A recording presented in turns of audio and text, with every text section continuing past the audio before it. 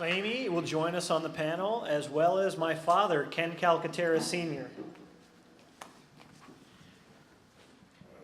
My dad, Amy's going to tell her story in a minute, but I know my dad's story since I lived with it. Nearly 30 years ago, the doctors told him that he had terminal cancer and that he had 6 months to live. And here he is, so I'm glad for that.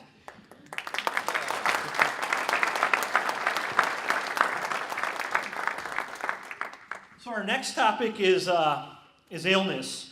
And we want to talk a little bit about how disease can lead to disease.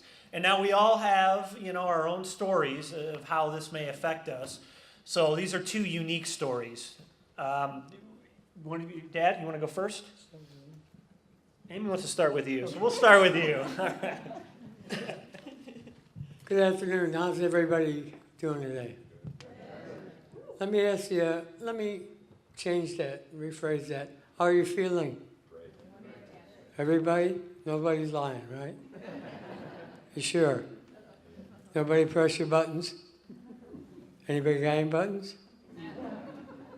Hey, this is a good group. Nobody's got buttons. Nobody's going to get sick, right? Everything that these folks have been telling you is true. Our mind, body, and spirit are one, and how do we get it? Everything that we've been taught, observed, or experienced. Fuel that, and that becomes our perceptions, our thoughts, fueled by our emotions, becomes our beliefs, and creates our reality. Yeah, definitely. And Dad, let's go back to your story just to provide an example. Okay. Let's talk about what was going on in your life when, they diagnosed you with cancer, when that came along. Well, it's kind of interesting. If you were to imagine yourself right now going to a doctor's office and they tell you, okay, sit down, I got some bad news for you. The cancer you have is really kind of tough, and but here's what we're going to do to fix it. We're going to give you surgery, we're going to do this, we're going to do that. We're going to make you better. You understand, I'm coming from an allopathic point of view. I believed that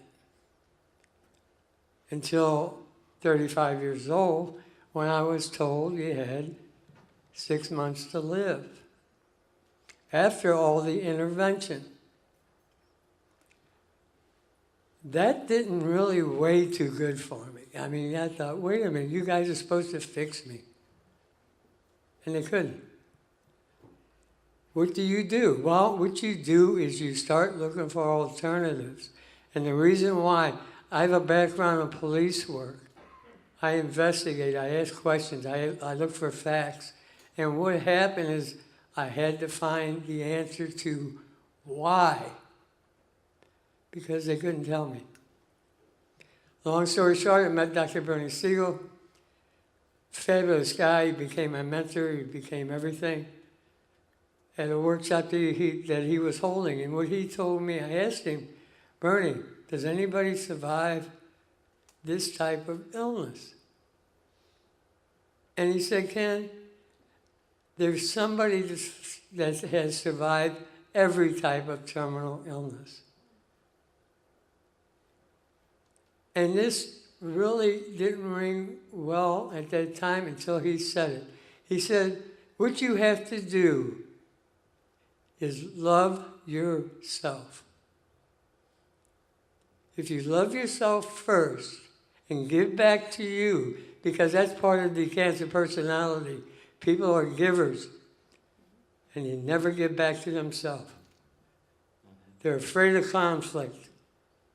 They never want to see it. They try to make it better for everybody, but they don't give anything back to themselves.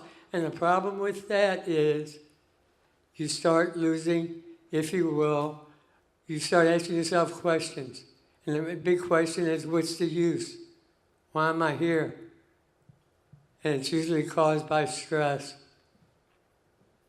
The thing is what Bernie said, He said, when you give love to yourself first, then you can give it away to others. And it changed my life. Excellent. And we'll be talking a little bit more about that when we talk about love. Amy? Oops, excuse me. There's so much that I would love to share with you all. I'm going to just go with the love. Well, actually, let me just give you a little bit about my background.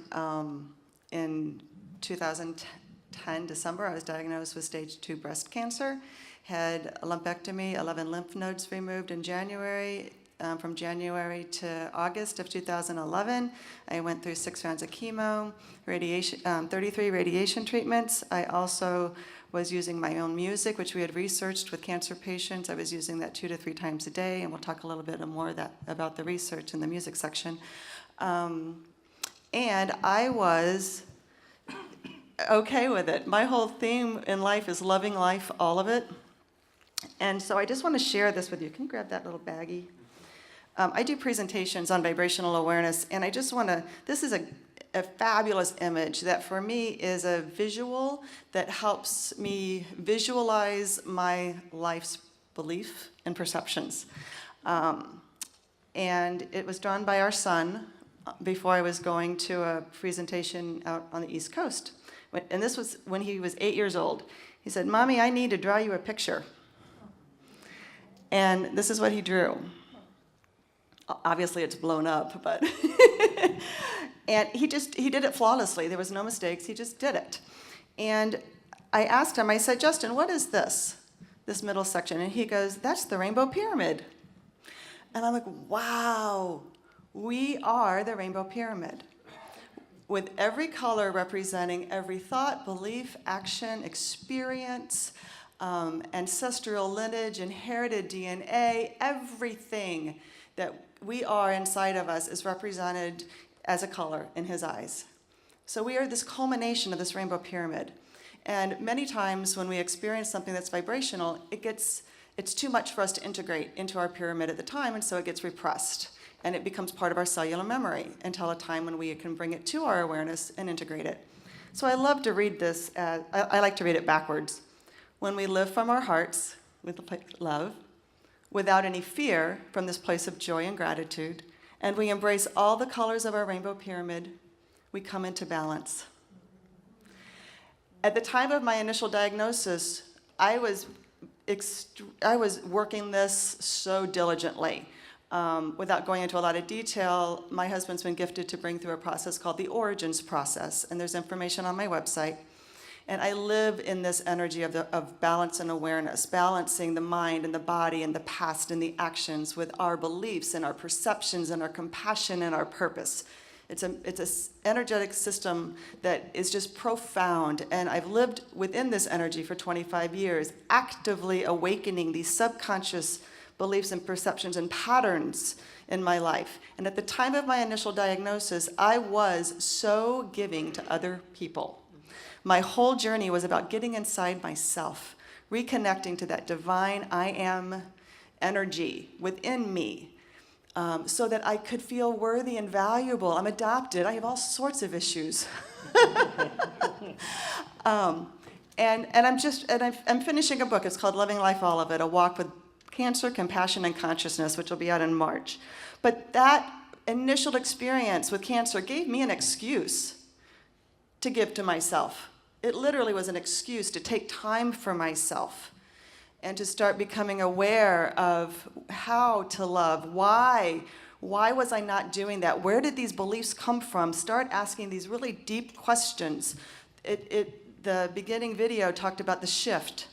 The shift that we're in is this transition of consciousness into this age of Aquarius. That's also on the website. I won't go there yet.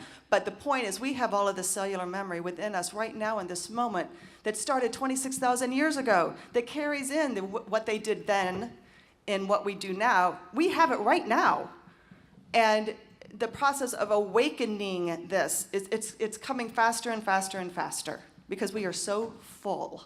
So for me, my body was speaking to me. It was a communication so that I could learn how to listen on a different level.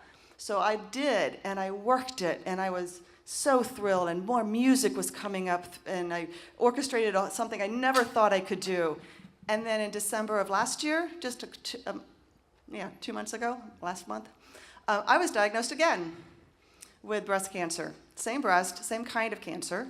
And 3.5 weeks ago, I had a right mastectomy, a full hysterectomy, plus the ovaries removed. And I'm here.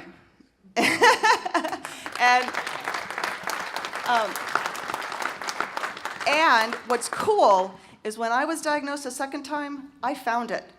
I developed such a beautiful communication with my body. I found it myself. It didn't show up on a mammogram, and there were 2 other satellite sites that did not show up on the mammogram either. Listen to your body. And the beauty this time is I was connected inside to myself when I was diagnosed, and so I didn't have the fear. I experienced it in a totally different way. And I had done my inner processing. I had done amazing work with the energy of creation and my mothering energy and all the feminine attachments and stories that we make up around our body parts. So when it was time to have surgery, it was so easy and clean and complete. And there's no grief about it. There's no questioning. The decision was made because it was a very in alignment decision with that I am energy that I desire to live from. So that's probably way too long, but Yeah. No, thank you for sharing, Amy. it's all connected. And I think one of the situations, my father, as I said, he practices something called emotional freedom techniques. And one of his clients was dealing with cancer, and she had reached out to Bernie Siegel. And one of the things that he had said was, if you decide to go with the chemotherapy, see that as something good, perceive that as something good, and visualize it, and your hair is not going to fall out. I mean, so even though it is poison, a lot of times how we perceive things and different things that are going on with us, it can be a good thing. So the biggest thing here, I think what Amy said and what my dad's saying is know yourself. Look at the alternatives. Be proactive, and then find out what works for you. There are many tools that will that will help us prevent these things, as we've said. So just be aware and discover that, and feel free to reach out, because there are definitely people there that are willing to help. At this point, Dad, did you have anything briefly you wanted to say, or can we do that in another segment? Yeah. We'll talk a little bit about the EFT. I think at this point, let's show the screening of my mini documentary, and I think that's going to tell you guys a lot. We're going to dim the light.